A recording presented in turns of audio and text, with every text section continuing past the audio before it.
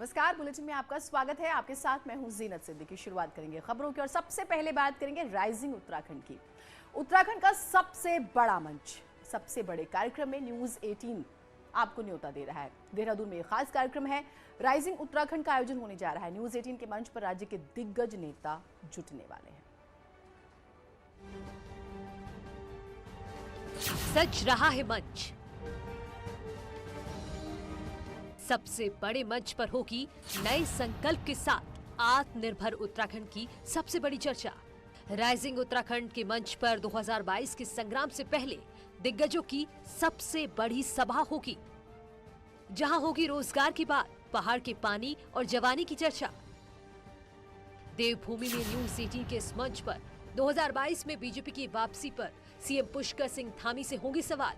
BJP के राष्ट्रीय media प्रभारी अनिल बलूनी के साथ मेरा गांव मेरा पहाड़ के मुद्दों पर होगी चर्चा।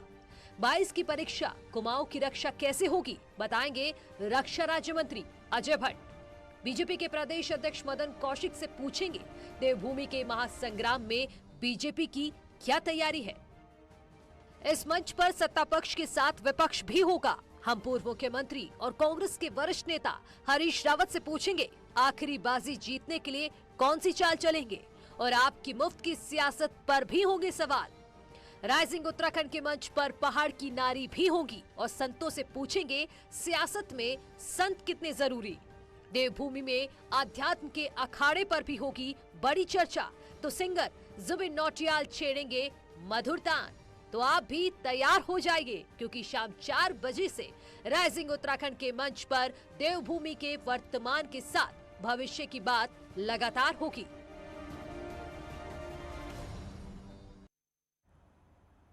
मुख्यमंत्री पुष्कर सिंह धामी गुरुवार को अपने गृह जिले उधम सिंह नगर में रहे और यहां कई कार्यक्रमों में वो शामिल हुए।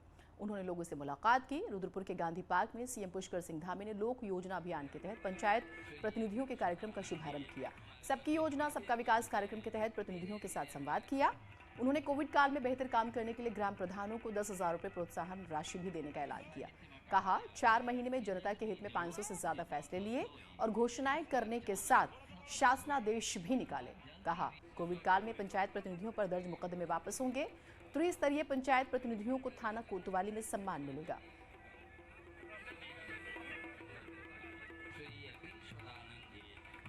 नहीं, देखिए, जो हमारे त्रिस्तरीय पंचायत के प्रतिनिधि हैं, उनकी जो सरकार की योजनाएं हैं, उनको लागू करने में, उनका क्रियान्वयन करने में उनकी बहुत महत्वपूर्ण भूमिका होती है। इसलिए एक दिन की कार्यशाला थी और पंचायत प्रतिनिधियों का प्रोत्साहन हो, उसके लिए हमने सभी का मानदेय बढ़ाया है और सभी को जो भी कोविड काल में जो उनके ऊपर मुकदमे दर्ज हुए थे, उन मुकदमों को हमने वापस लेने की घोषणा की है। साथ में जो भी सरकार की अन्य योजनाएं हैं, उन योजनाओं को सीधे लाभ मिले, उनके माध्यम से जनता को लाभ मिलना चाहिए। इसलिए हमने कार्यशाला में आए और उन सभी को अनुरोध किया है। उधर रुद्रपुर में जिला पंचायत अध्यक्षों को लेकर सीएम पुष्कर सिंह धामी ने बड़ा ऐलान किया। धामी ने ऐलान किया है कि जिला पंचायत अध्यक्षों को फिर से राज्य मंत्री का दर्जा दिया जाएगा। सीएम ने संबोधित करते हुए कहा कि उन्हें पता चला है कि पहले भी सभी जिला पंचायत अध्यक्ष राज्य मंत्री के दर्जे होते थे इनके। सीएम धामी ने कहा कि उनकी सरकार इस दर्जे को फिर से बहाल करेगी। पंचायत प्रतिनिधियों के सम्मान समारोह में सीएम ने यह ऐलान किया। अध्यक्ष हैं उनको पहले एक बात और मेरे संज्ञान में आई है कि हमारे जितने जिला पंचायत के अध्यक्ष हैं उनको पहले राज्य मंत्री का दर्जा होता था। हमारी सरकार उनको राज्य मंत्री का दर्जा भी देगी आगे तक। उत्तराखंड पंचायती राज विभाग की ओर से लोक योजना अभियान के तहत पंचायत प्रतिनिधियों की कुमाऊं मंडल स्तरीय कार्यशाला रुद्रपुर में आयोजित की गई। इसका उद्घाटन मुख्यमंत्री पुष्कर सिंह धामी ने किया। सीएम धामी ने कहा है कि पंचायतों को मजबूत बनाने की दिशा में काम किया जा रहा है। राज्य में तेजी से विकास कार्य कराए जा रहे हैं। कार्यशाला में आए 5,000 पंचायत प्रतिनिधियों को ग्राम पंचायत विकास योजना, क्षेत्र पंचायत विकास योजना और जिला पंचायत विकास योजना की जानकारी दी गई। साथ ही पंचायत विकास योजना बनाने की प्रक्रिया, मनरेगा, कन्वर्सेस आजीविका मिशन, पंचायती राज व्यवस्थाओं को मजबूत करने के बारे में भी बताया गया।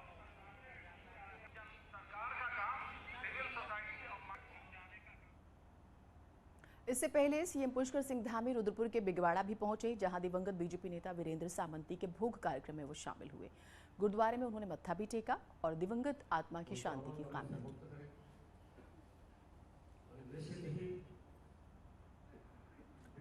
कांग्रेस कैंपेन कमेटी के चेयरमैन हरीश रावत ने पिथौरागढ़ के गंगोली हाट में एक जनसभा की। जनसभा को संबोधित करते हुए रावत ने केंद्र और राज्य की सरकार पर करारे प्रहार किए। कहा, डबल इंजन की सरकार ने प्रदेश को बदहाल कर दिया। डबल इंजन अब प्रदूषित धुआं फेंकने लगा है। उन्होंने मौजूदा लोगों से आगामी विधानसभा चुनावों में बीजेपी को हराने के लिए कांग्रेस का साथ देने की अपील की। आप जो भी भाजपा के दोस्तों, तुम भी तो कुछ दिखाओ, सही बात, कुछ बताओ, किस बल पर चुनाव लड़ रहे हो।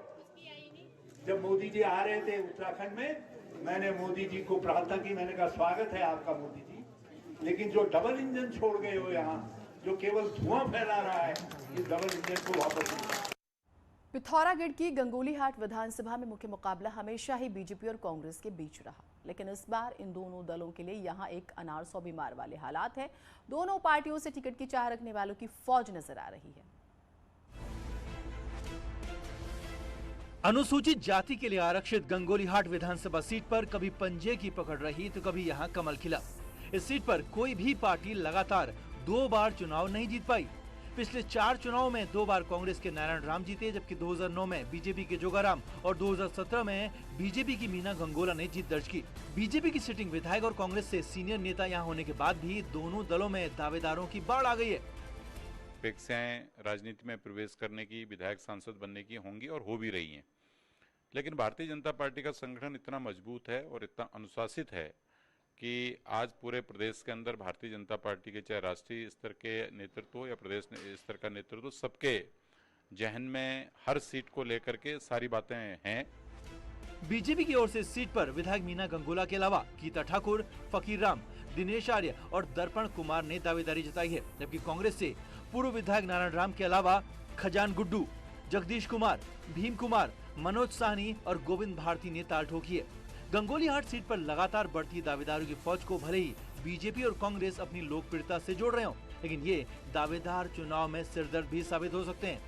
स्वाभाविक बात है, कांग्रेस 150 साल पुरानी पार्टी है और हर व्यक्ति चाहता है कांग्रेस के टिकट पर चुनाव लड़ना, लेकिन पार्टी के टिकट देने की एक निर्धारित प्रक्रिया है और कोशिश होती है कि टिकट एक ही को मिलेगा।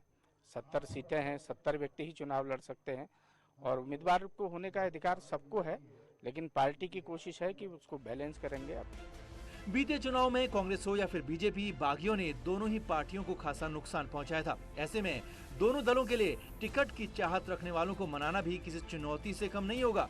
2022 में सत्ता के शिखर तक पहुंचने के लिए दोनों पार्टियों के लिए एक-एक सीट जरूरी है। ऐसे में सत्ता के शिखर पर वही दल पहुंचेगा जो खुद को चुनाव तक एकजुट रखने में कामयाब भी होगा। न्यूज़ 18 के लिए पिथौरागढ़ से विजयवर्धन उप्रेती की रिपोर्ट। देवस्थानम बोर्ड को लेकर एक बार फिर से चर्चाओं का बाजार गर्म है और लगातार पुरोहितों से भी बातचीत हो रही है। ऋषिकेश के देवस्थानम बोर्ड के कार्यालय में भी पुरोहितों से बातचीत की जा रही है। मुलाकात के बाद बोर्ड के सदस्य रिपोर्ट बनाकर सरकार को सौंप देंगे। पुरोहितों को भी उम्मीद है कि जल्द ही देवस्थानम बोर्ड को खत्म कर दिया जाएगा। अपनी बात यहाँ रखी है कि हम ये चाहते हैं और जो सभी की भावनाएं होंगी उसको बैठक में उस पर चर्चा भी करेंगे और विचार भी करेंगे। जल्दी चंद दिनों में धामी जी हमारे ये वापस ले लेंगे देवस्थान बोर्ड और ये देवस्थान बोर्ड भंग हो जाएगा, ये हमें पूरी आशा है। केरल के राज्यपाल आरिफ मोहम्मद खान गुरुवार को रुड़की के पिरानकलियर पहुंचे और यहां साबिर पाक की दरगाह में उन्होंने चादर पोशी की। आरिफ मोहम्मद खान ने देश के लिए अमन चैन की दुआ मांगी है।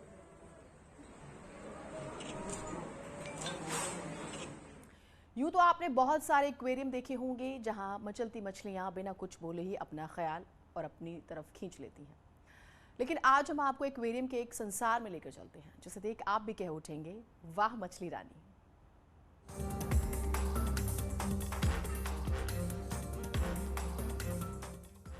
एक साथ एक जगह पर वेनेजुएला से लेकर ट्रिनिदाद, सेंट्रल यूरोप, अमेरिका और एशिया की नदियों में तैरने वाली इन सुंदर मछलियों के दीदार करने हैं तो उत्तराखंड के भीमताल चले आइए।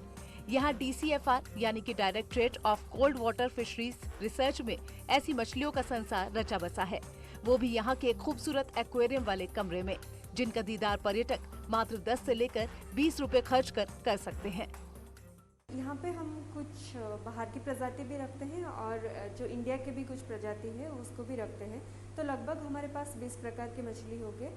और जो भी है कुछ कंट्री साउथ अमेरिका से है, कुछ साउथ सेंट्रल अमेरिका से भी है और बाकी मोस्टली इंडियन ओरिजिन है।